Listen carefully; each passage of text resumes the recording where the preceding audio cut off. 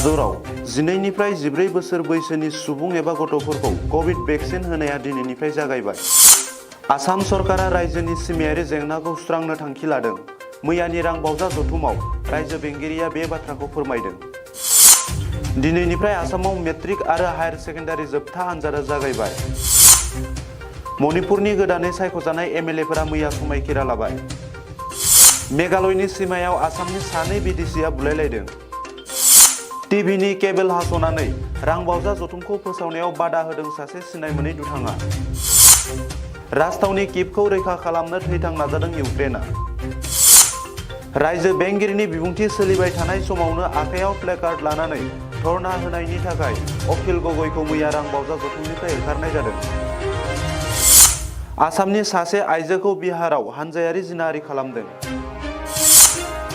कानाडायाव भारतनि 7 फरायसाफोरनि जिउ खहा जादों।